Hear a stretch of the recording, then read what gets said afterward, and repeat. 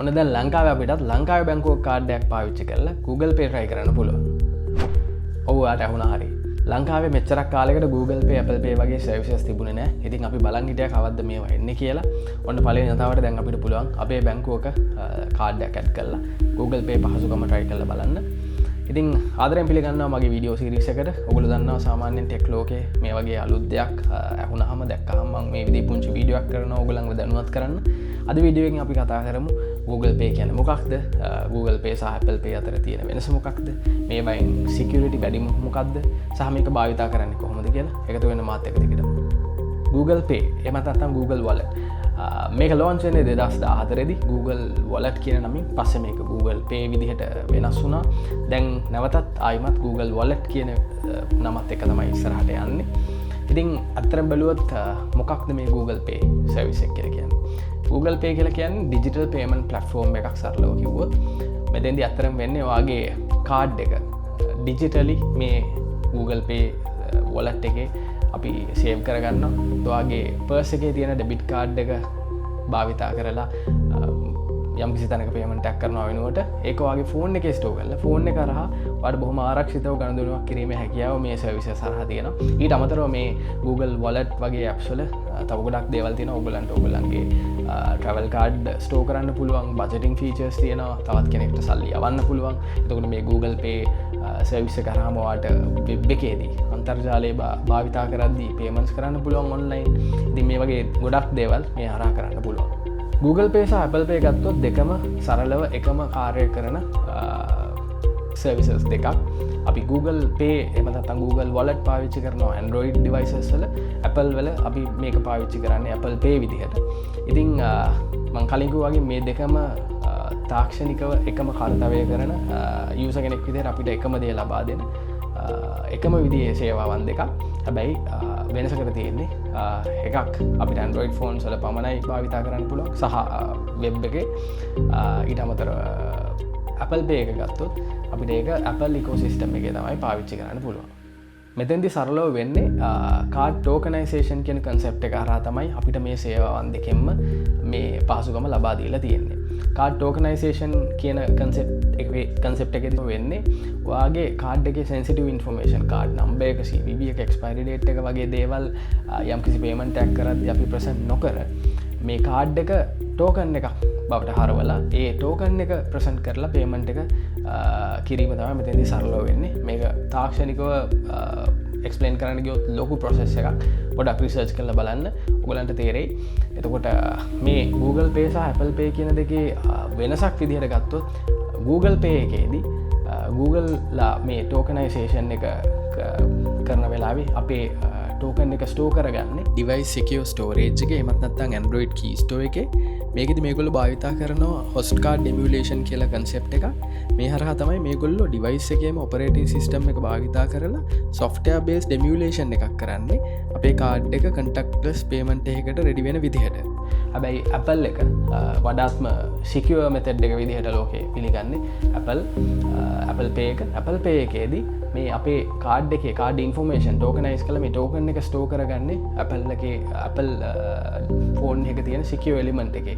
මේක අත්‍තරම මේ මෙතෙන්දී hardware security පැත්තක් involve වෙනවා. ඉතින් අන්න ඒ හින්දා තමයි වැඩිපුරම මේ දෙකෙන් secure වැඩිම Google Pay වලට වඩා Apple Pay කියලා කියන්නේ.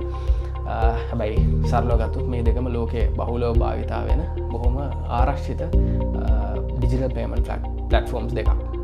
ඉතින් මෙච්චරක් කාලයකට ලංකාවේ අපිට officially පුළුවන් වුණේ නැහැ Google Pay හෝ Apple Pay පාවිච්චි කරන්න.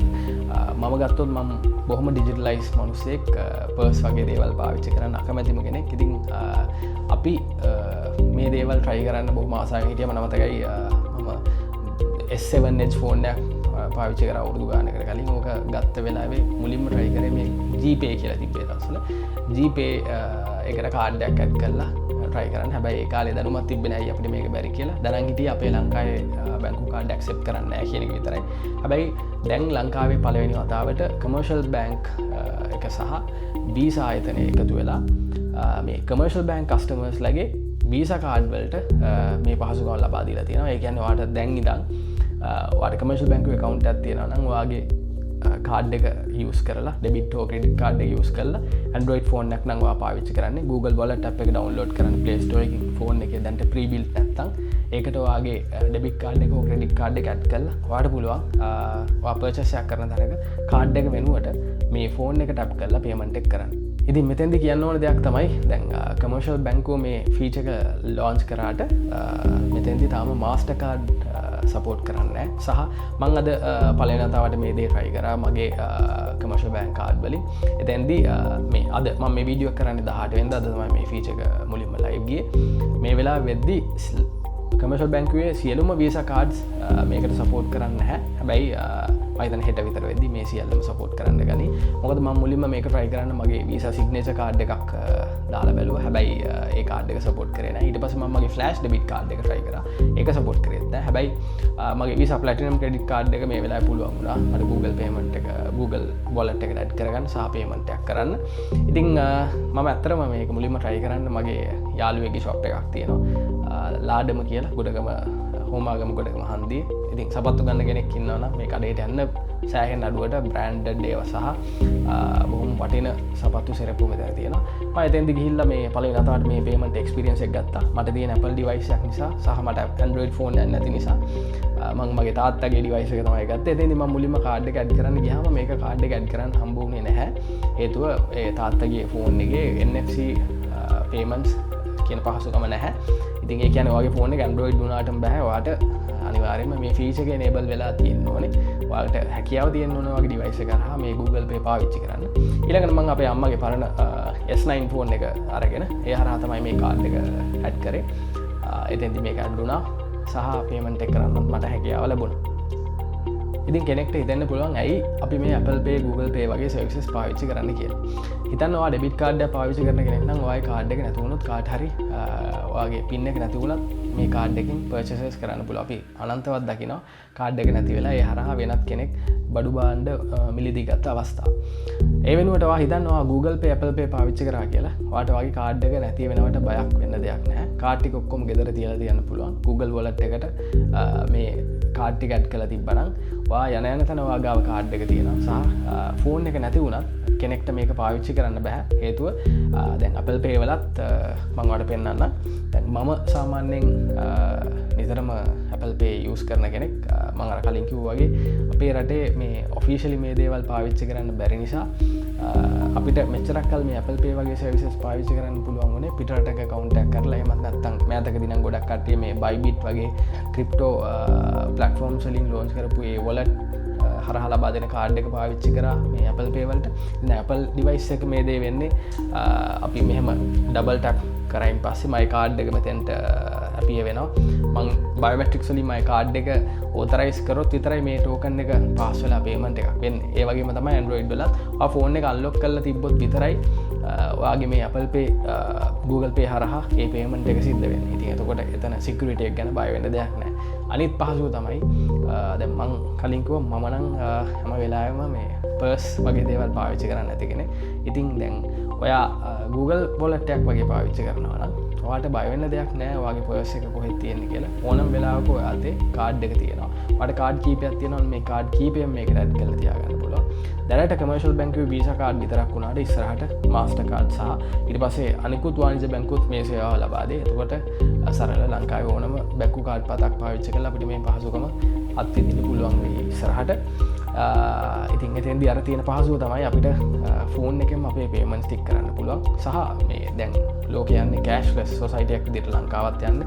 ඉතින් මේ cashless society එකක් වෙනුවෙන් යන ගමනේදී මේක එක් පියවරක්. මොකද හේතුව අපි එතකොට මේ කාසි නෝට්ටු වෙනුවට ඩිජිටලි තමයි මේ payments ටික කරන්නේ. ඉතින් මේක දැන් අපි හැමෝටම පාවිච්චි කරන්න පුළුවන්. කෙනෙක්ට මේක try කරන්න ඕන නම් ඔයාගේ ළඟ Android phone එකක් නම් තියෙන්නේ යන්න Play Store එකට Google Wallet app එක download කරන්න. ඊට පස්සේ එතෙන්දී ඔයාලට කාඩ් එකක් add කරන්න option එක තියෙනවා.